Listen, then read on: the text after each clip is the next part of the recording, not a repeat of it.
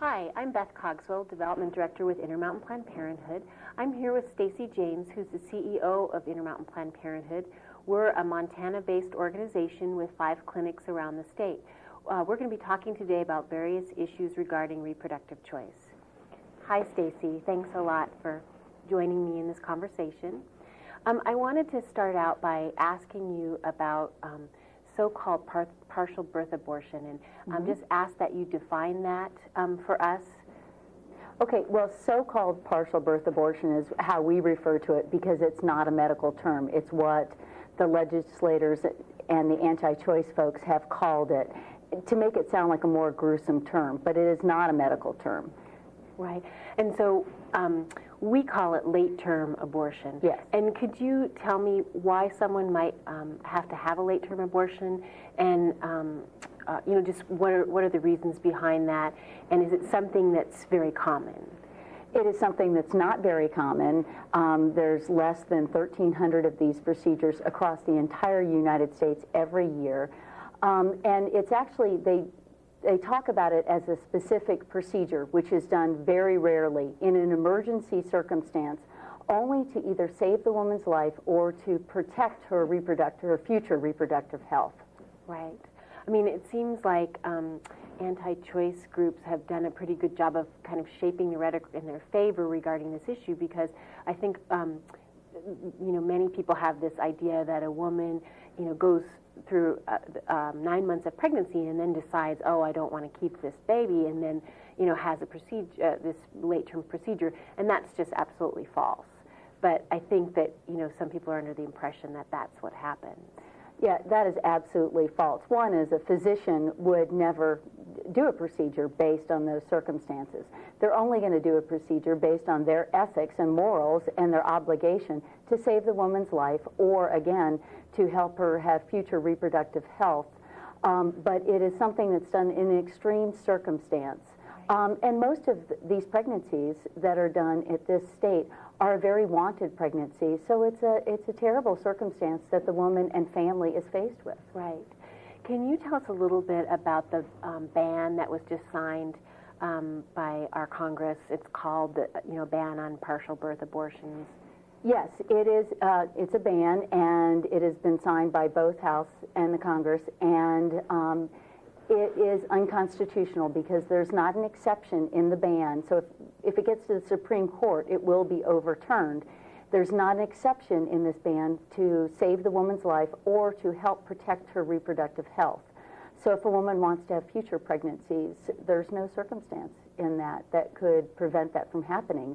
She would have to have, she could potentially die. There will be women that die if this goes through. I wanted to also talk a little bit about crisis pregnancy centers.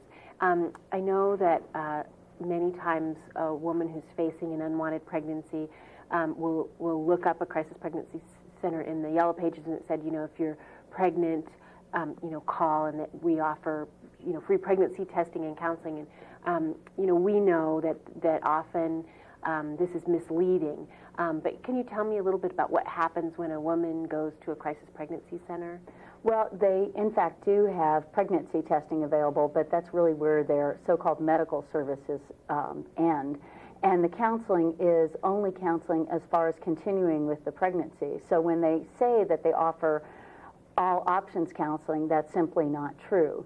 Abortion is not discussed, and in fact is greatly looked down on. In fact, we've had cases across the country where when a woman has gone to a crisis pregnancy center, had a positive pregnancy test, and chosen to have an abortion because of where she is in her life, life circumstances, they've actually followed her and somewhat attacked her and her family verbally and in the press. And so we're very unhappy with those services. And they're not a medical clinic. They sell themselves as a medical clinic, but they are not. They don't have medical providers working there. Stacy, can you tell me a little bit about abortion in Montana? Approximately, how many abortions Planned Parenthood provides, or Yes, well, we're the largest abortion provider in Montana, and we provide approximately 1,300 to 1,400 abortions, and that's for women in Montana and from our surrounding states. Okay. And those procedures, only about how do I say this? About less than 10% are beyond the first trimester. Okay, great. And does InterMountain Planned Parenthood provide late-term abortions No, that we talked about earlier? Yeah. And I believe that they're actually illegal in the state of Montana. Yes, they are. Yeah. I wanted to ask you a bit about, we talked earlier about the anti-choice protesters, and how's the current political administration reinforced some of their tactics and their movement in general across the country?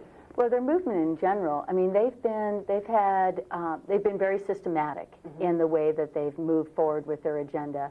They've made it so that if you are pro-choice and say you are Christian, it's pretty scary for you to confront that and to face that in a cocktail party, at a soccer game, because they've made it such a negative thing to be pro-choice. And it's very scary because of their tactics of following people and videotaping. It's been quite frightening. As far as our government, we have both an anti-choice national administration, and we have overall an anti-choice current Montana administration. Our last legislative session, we had 7 anti-choice bills presented during the session, which was more than any other Western state. We successfully fought all those bills, and none of them passed. But our current administration is really pushing abstinence only. They're pushing,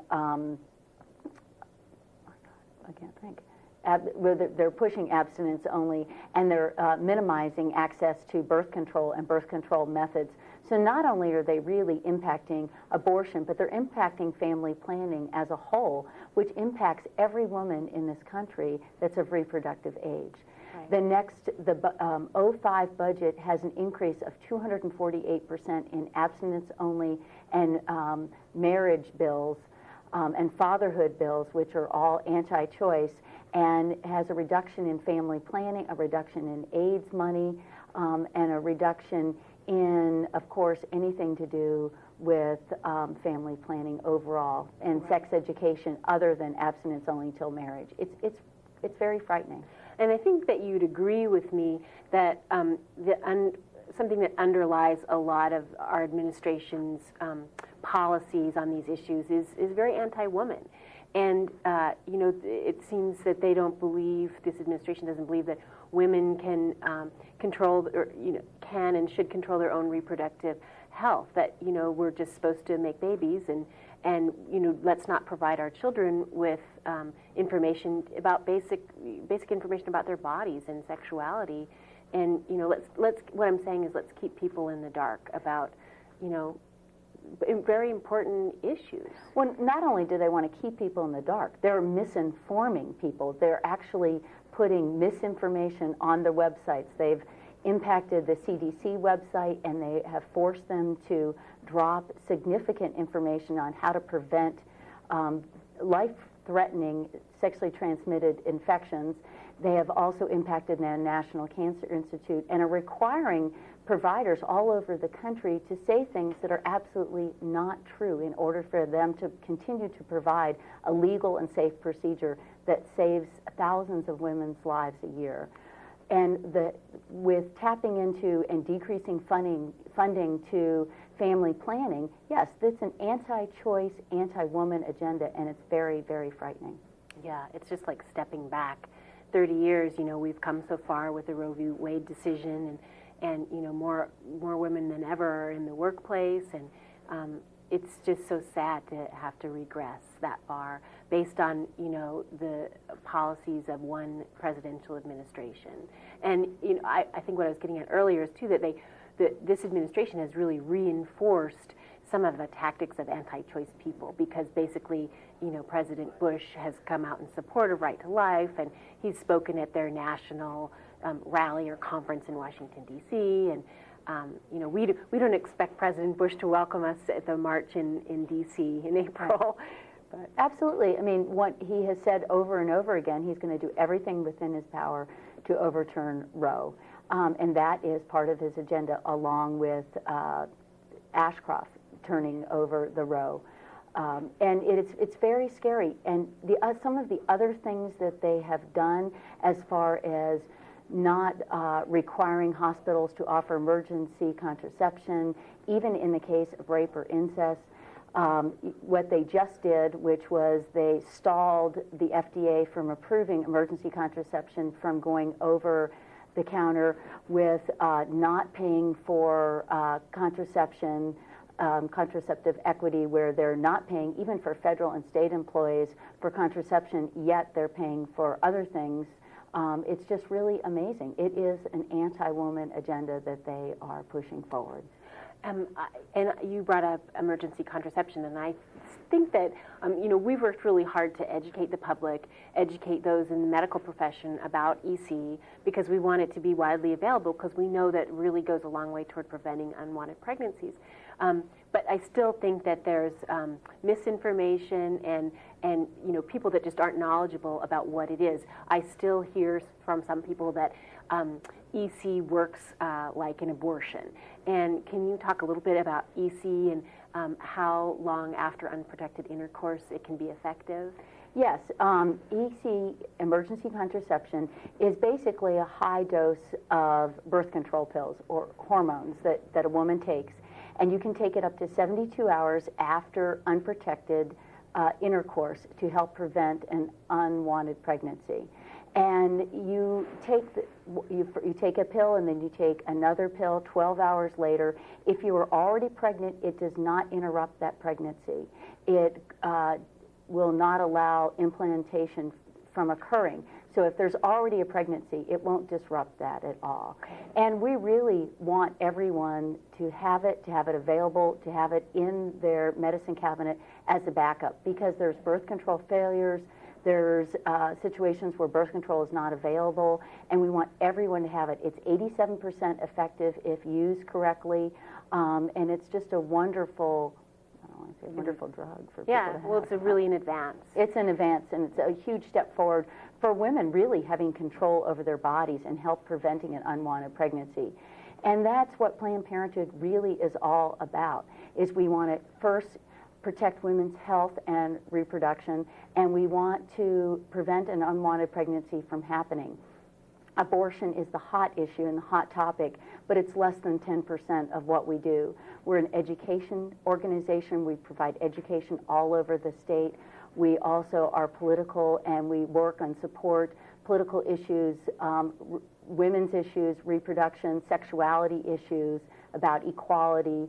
And we also work in the area of our clinical area, providing pap smears, pelvic exams, cancer prevention. We did over 27,000 pap smears last year alone across our state, when we include our Planned Parenthood Without Walls. Right. And I would add that we're a provider that many low-income women and teenagers turn to, because we charge our based on a sliding fee scale. So sometimes we're the only medical clinic that a person even goes to. If they have no insurance, Right. we might be the only provider that they see. Absolutely. But we're going a long way to fulfilling the needs of women and their families, just in that we don't discriminate based on someone's financial circumstances. So Right. We take anyone that comes through our doors. We'll provide care for them based on Right. what their needs are. Right. And we provide care for both men and women also. Right. Well, thank you. I really appreciate you taking the time to talk to me today and to inform Missoulians about the work that we do. So thanks again. Okay, thank you for having me.